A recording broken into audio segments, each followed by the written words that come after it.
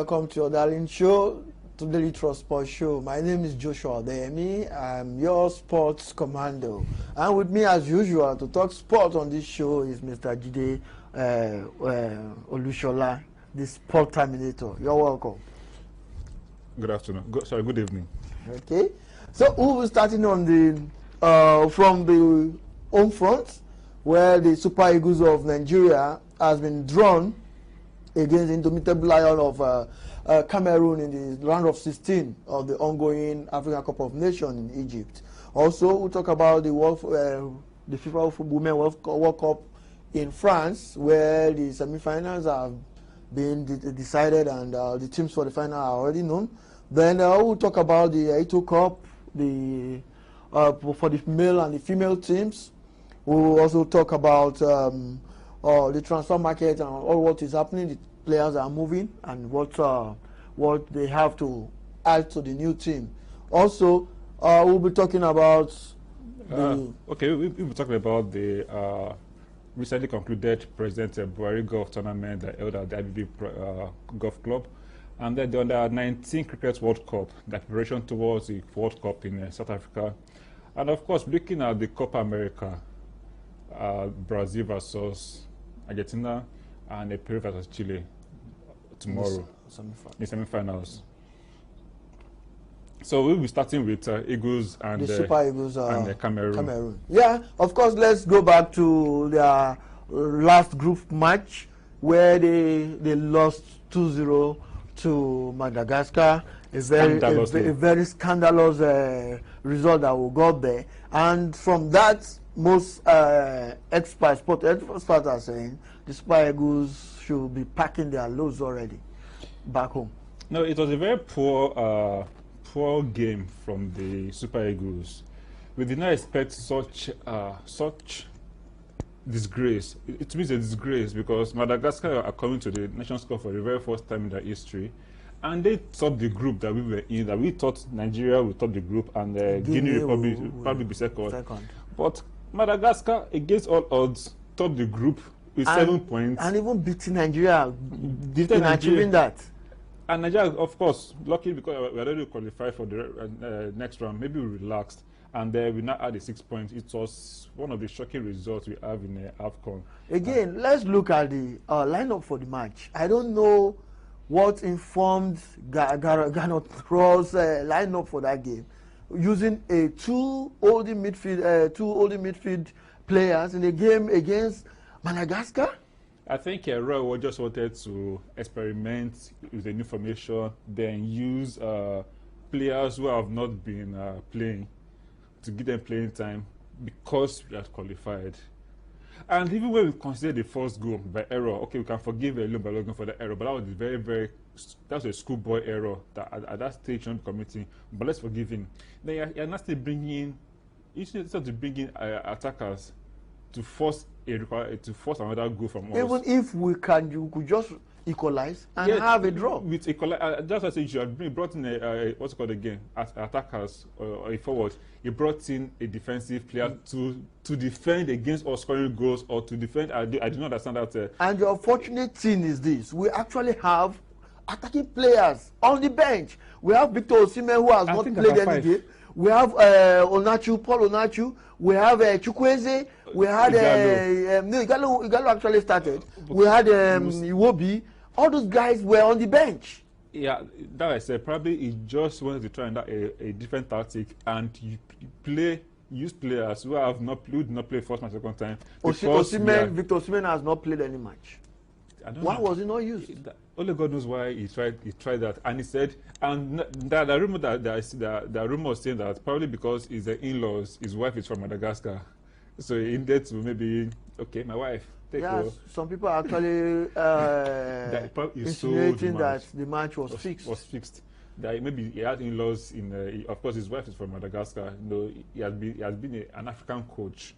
He has gone to African countries. So he picked from Madagascar, and he has tried to sell Nigerian match. No, these are all insinuations that has not been proved. Yes. Yeah. Now let's look at the pairing of the Super Eagles against the Indomitable Lions of Cameroon. You know that they have always had the upper hands against Nigeria. And going into that round of 16 match on Saturday, if you are Ghana Troy, what will you do with the team? In this kind of match now, being that Cameroon and Nigeria, they are perennial enemies when it comes to African football. They have met different times, on different occasions, and Cameroon has defeated Nigeria more than Nigeria defeating us. In fact, they even defeated us in 2000 finals in Lagos via penalty shootout.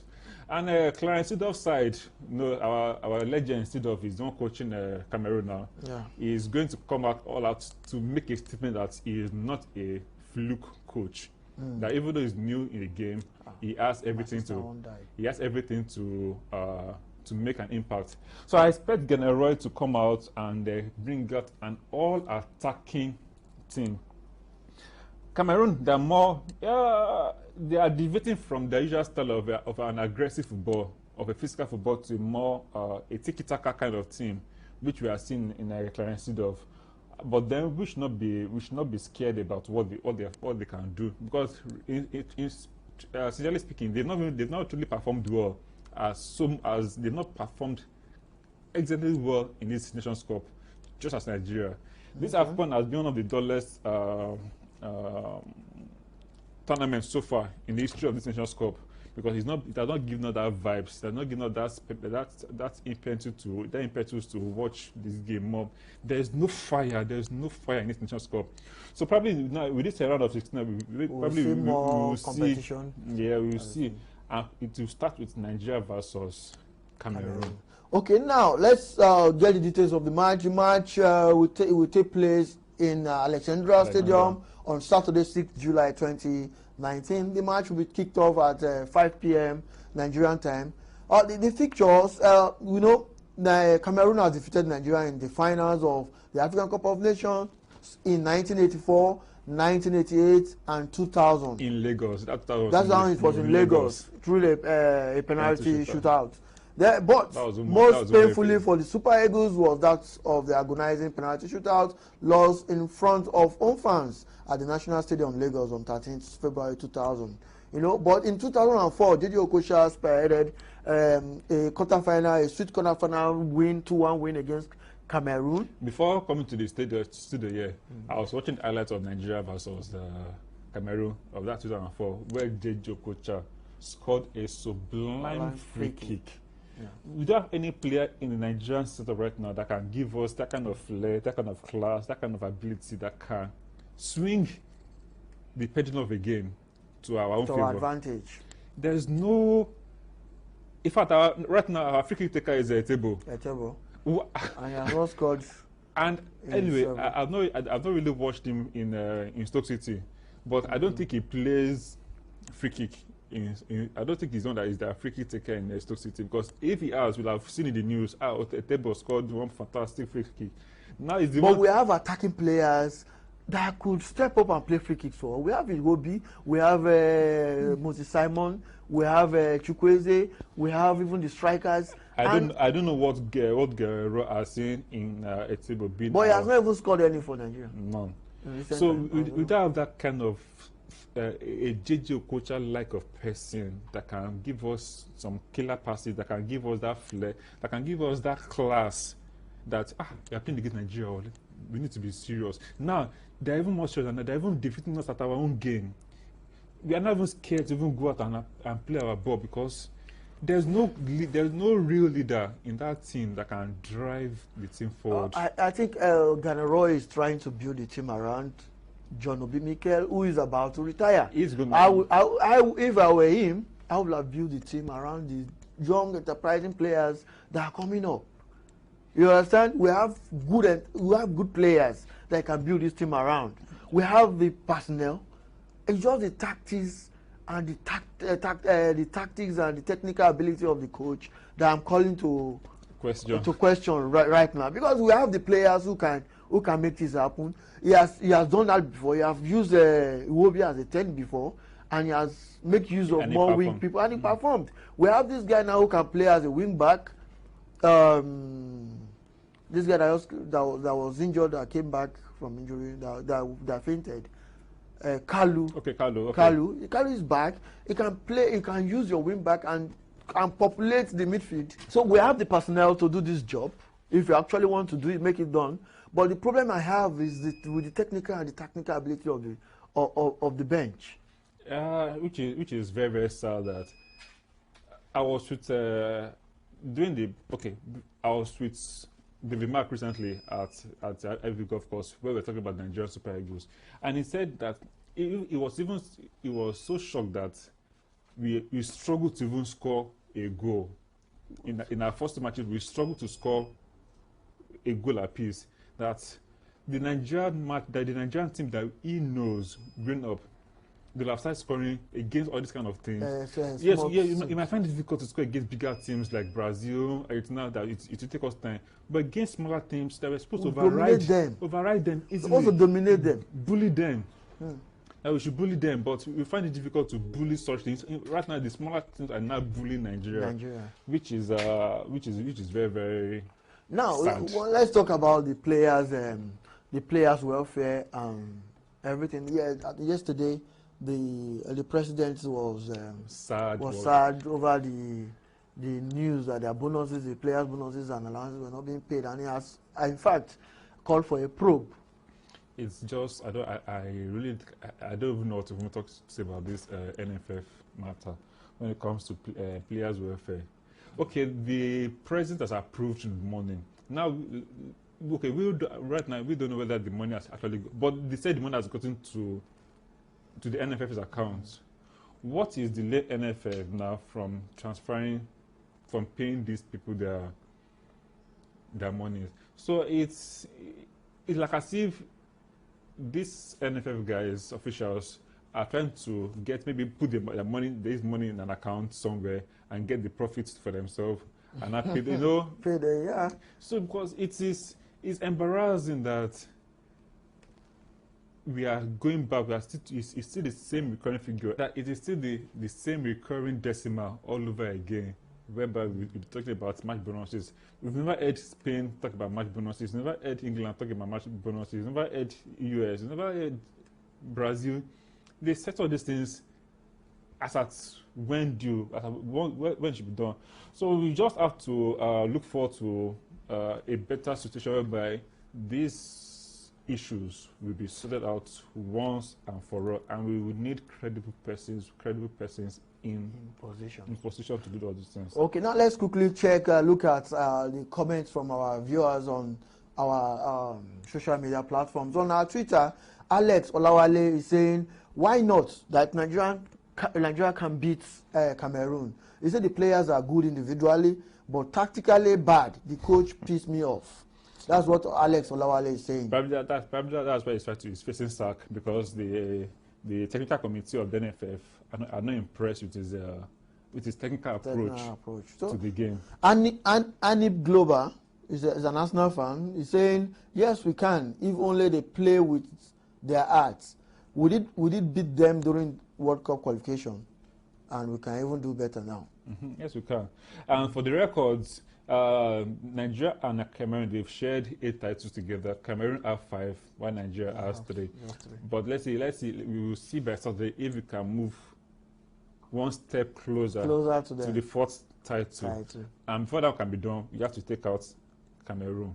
You have to clear them out. Then after Cameroon, we could meet Egypt, which is a tough call. Anyway, we are capable if even as poor as, in quotes, as poor as this Nigerian team is right now, if only these guys drop down that mentality of we need money first, let them put that aside and say, okay, let's make Nigeria proud, let's make Nigeria happy. They can defeat any team as poor as they are. They can really sit down. And but of course our coach has an issue.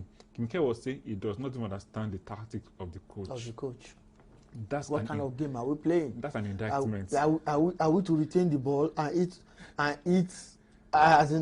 do a fast attack suddenly, or are we to sit back and counter attack? That's an indictment. Or are we to pass the ball to weaken the opposition to the level that we'll be able to break? Are we to move them away from position with our passes and our skills?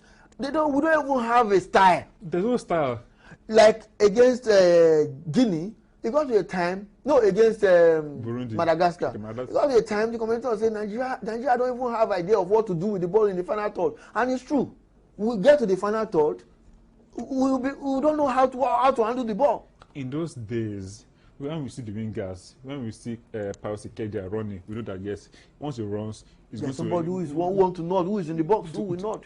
Or even John Otaka, the same thing. We know that we have a star. When we see Okocha, we know that what Okocha is in midfield. He'll be looking for somebody to pass the ball to, and that person will have gone forward. He will side the person and he will drop the pass. But yeah, we are not seeing anybody. Mikel, he will hold the ball. He will fall for turn around, looking forward to pass. Meanwhile, the attackers are still somewhere. No, there's no penetration into the box of the opposition. Chukwueze that is a bright spot. He still lacks that cutting edge. Of course, he's a young person. As time goes on, he will get that experience. He still lacks that cutting edge. Sometimes he has the ball. He wants to do 2 dribbles, leave dribbles, release that ball to somebody who is available. Cristiano Ronaldo was like that when he was growing up. Fergus said, "Yes, you are good, but if you want to make a name, you cannot be dribbling like this every time. There are times where you get the ball, your first instinct is shoot and score, and that has really helped him to this stage." So Chukwueze, I think he can build up that. If he can take it slowly when it comes to dribbling. If he can dribble everybody, that useful that I'm saying, he will still cut him short. Guy, reduce the way you dribble.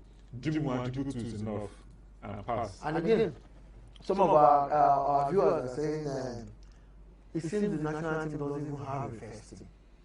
At least as a coach, you should have your probables, as in your first 11. Untouchable. The ones you know that with this I can play this style. With this I can play this. Of course, you can come up with 1 or 2 changes subsequently. But if you have a team that, look, okay, anytime, this guy can do this job for me. Anytime, with this guy can get goals. You know, and you need players to play together to understand each other as well. That's another angle to look at, but then let's just keep our fingers crossed. Okay. We just have to get a world-class technical director. That will be another discussion another day.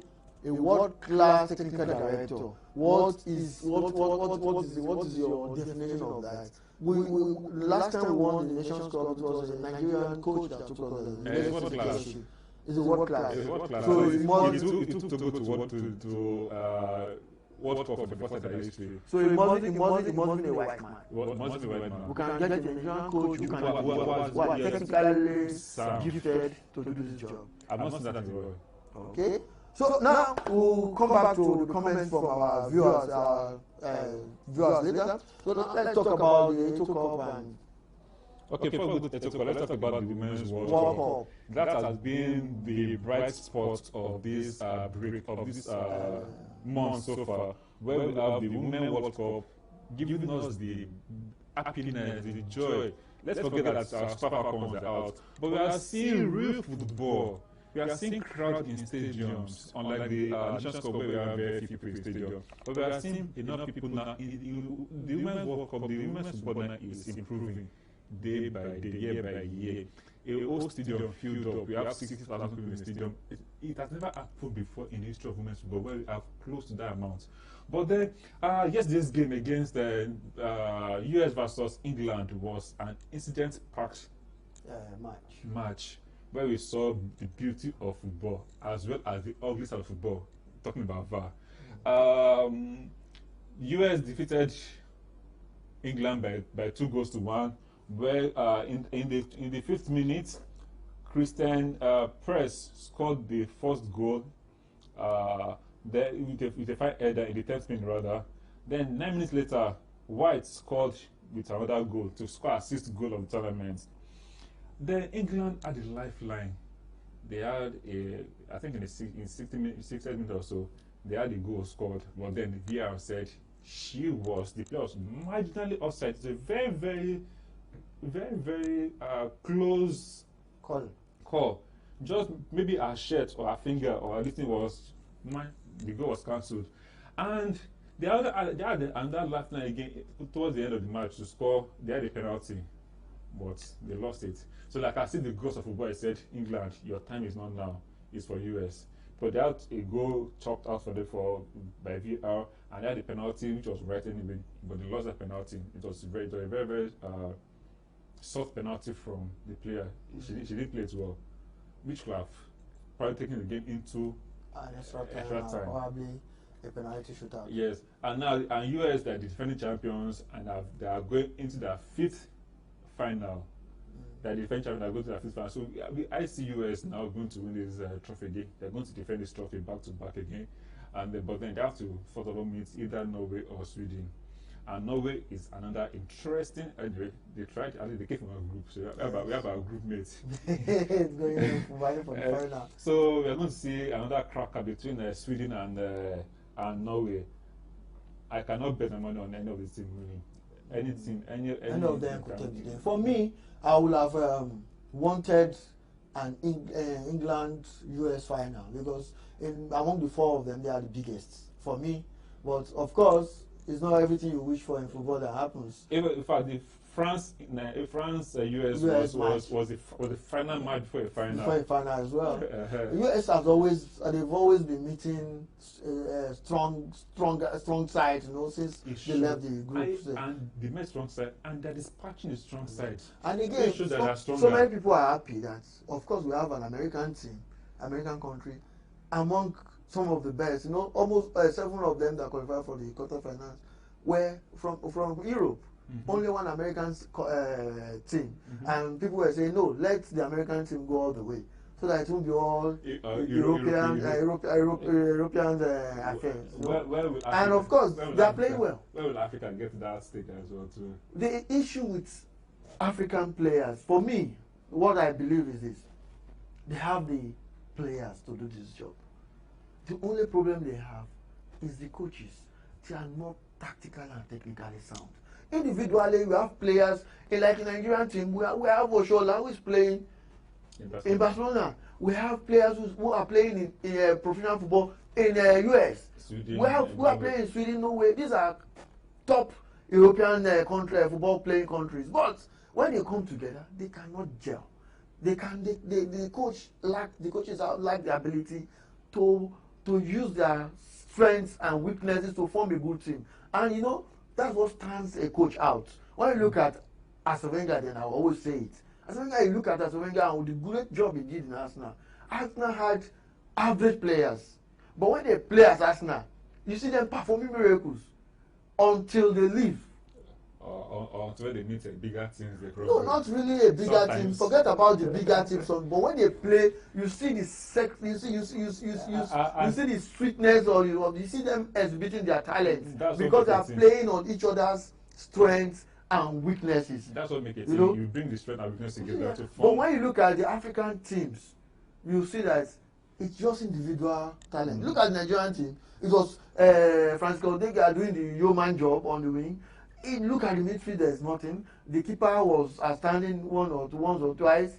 And we have individual players who could do things, but they were not playing as a team. They don't have a game plan. You are going to a game, these people are better than you. What's your game plan? Is it to defend and hit them on the counter? Or is it to hold the ball? Hold the ball, let them be kind of accumulative fouls. If against France or even Germany, you can even defend that well and use counter. We have fast players like Oshola. We have fast players in Odega. And use them to do counter. That will force them to, they'll be use your strength against their own weakness. You cannot match people's strength for strength. So and fall back. And also tall. But fall back, defend. The ones you can deal with.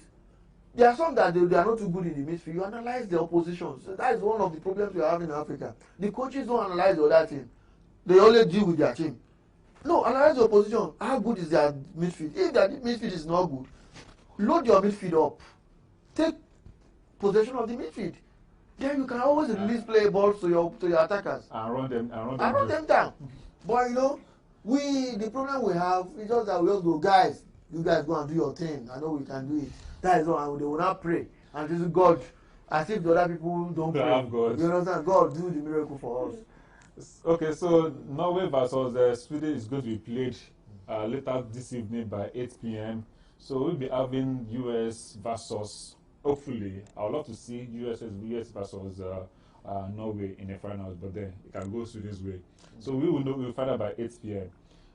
So again, let's go to Eto Cup, Nigeria's oldest club cup competition. It's about 77 years old. It was formerly called the Federations Cup.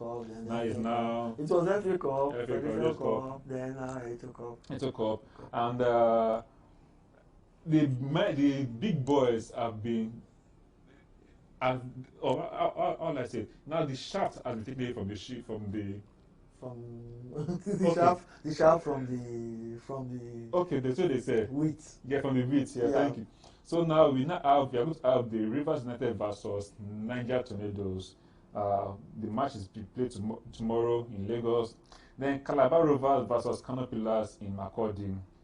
Now the peak of the match is Rivers United versus Niger Tornadoes. These are teams who know each other quite well. They played against each other severally, and I pick Niger Tornadoes to defeat Rivers United, but anything can happen. Calabar Rovers, they've tried an NLL club. They've overcome, and are going to meet Pillars. How they beat Pillars is what I don't know. But then miracles happen. So then we expect Kano Pillars to overcome Pillars. The game is going to be tomorrow by 5 in Makurdi. Then in the women's semi-finals, we have Delta Queens versus Rivers Angels. It will play in Yenogba on July 5, 3 p.m. Then Ibom Angels versus the National Amazons in Enugu, same time, 3 p.m. same day. All the matches will be played at the same time to avoid any form of match fixing. Now let's quickly go, since our director is already signaling of our producer. So let's quickly go to the transfer market and talk about one of the two deals that happened within the week. Arsenal had their first signing when a young Brazilian forward, Gabriel Martinelli, from Itano, is a Brazilian club, and he will be joining the team for the preseason. It actually is a player that has had a trial with Barcelona, with Manchester United, and at the end of the day decided to go to Arsenal. I know Arsenal is presently doing rebuilding process. And do you think getting a young chap who inexperienced, and I'll call him inexperienced, though he has been called into the national team, he has played with the national team, he has trained with them because of his exploit in last season in the Brazilian club. Do you think that is the kind of player Arsenal need now to shape the... On the club level, no, that's not what Arsenal needs. But on the players level, yes, he needs Arsenal. Because Arsenal has this culture of developing young players into stars. So he needs Arsenal more than Arsenal needs him. So he needs Arsenal, because if I go to Man U, probably they're not even using in Man U. If I go to Barcelona, of course, he'll not be in the first team. So he has seen that the only club in Europe that could probably make him that could polish him, bring out the best in him, and give him the opportunity to play with the big boys at the high level is Arsenal. I think it's the right move for him. But for Arsenal, they need bigger players. But let's see, we never can tell. Of course, Arsenal are making moves to sign more players. Yeah. They have Ibrahim from Sporting Lisbon, who is supposed to leave on a free transfer. They are discussing with him. They have a lot of players that they are trying to sign presently. And again, another big transfer within the week is the Tottenham signing of Tungai Indomitable from Lyon. Yeah. They are making a statement that we are African, so we are Champions League finalists, and we need to bring in quality players. I never knew about that guy until probably when Tottenham started making beats and everything for him. And they've broken their own club record. And this is their first signing. They broke a club record. They are signing him for £65 million. And this is their first signing in a year. Yeah. The last signing was Lucas Moura. And now for a whole season, first club in Europe, in England, and probably in Europe, top club, that will not sign a single player. They didn't sign, they didn't buy. and got to the final of and the they Champions didn't League. buy, they didn't sell. I think No, they sold, but but they didn't buy. they didn't buy a single player, and it's the same player that they had, that they executed for the whole Premiership season, FA Cup, and all the matches till they got to the final of the Champions League. Good move for them anyway. So let's see what their new signing will offer them this coming. Of course, this coming a season. quick look at the player. The player was actually signed by Lyon for £7 million just about 12 months ago from Amiens, you know. Good business. And again, he's a player that was released by Gungam about 2-3 seasons ago, and the same player that Lyon signed for just £7 million, and a year after they're selling him for £65 million. Good business. That's good business. And of course, he has played 11 times for the national team. He had his breakthrough last October after a good season with Lyon. Good business. He's a kind of player that play almost the same way with Moussa Dembele, a former Tottenham player, of course. And they feel he's coming to replace Christian Eriksen, who may be on his way to Real Madrid. He has refused to sign a fresh contract. Yeah, before we sign off, we'd like to also talk about on the last note, the President Barry Golf Tournament. This tournament is called the President's Cup. It has not been played for almost 2 decades, and Daily Trust found it that there was need to resuscitate this President's Cup. And now it was held at the prestigious IBB Golf Club and course in Maitama, and it was well packaged. We had dignitaries from the Plateau State Governor, represented the president. And he did the tee off. He did the tee off and everything. The area of Bristol was there. He also did his tee off, and a lot of prizes were won by professional players. So the news here now is that Daily Trust has come out now to be the sponsor of this tournament, and according to the editor-in-chief, while speaking to the press, this is going to be a yearly affair. So for 20 good years, there was nothing like President's Cup. That is a good one from Daily Trust. Part of their social responsibility. And they're going to be sponsoring this event every year. And the only problem they had this season, last weekend, was just some little logistic issues. Of course, this happens. Is the first one, and subsequently. So, yes, and the club member said they are willing to partner with Daily Trust as far as they are ready to do what is going to be done. And it's a good, I think this is a very, very nice, after 20 years of no President's Cup, Daily Trust found it that, I think we should give a thumbs up to the management for such a feat. They deserve that applause. Okay, so we'll be drawing the curtain now for today's show, but before then, we want to put eyes on some of the transfers that will be coming up very shortly. The Muguay, the Leicester City defender that could go up to £80 million. That would be ridiculous. Yes, Manchester City and Manchester United are actually battling for his signature. Then we have Koulibaly. I would prefer men to buy Koulibaly than Maguire. Koulibaly of Napoli, who is worth £100 million as well. So how would they put £100 million on a defender? But of course, it's going to be signed. Someone will sign him within the week. So we are looking out for transfers of that. And Neymar's return to Barcelona too. Or by next week, when we'll come back for this show, we'll give you all the details of transfer dealings even as the season draws closer. So thank you for staying with us. It's been me, Joshua Demi, your sports commando. And I'm Olusola today, your sports pundit. Have a wonderful evening. Bye.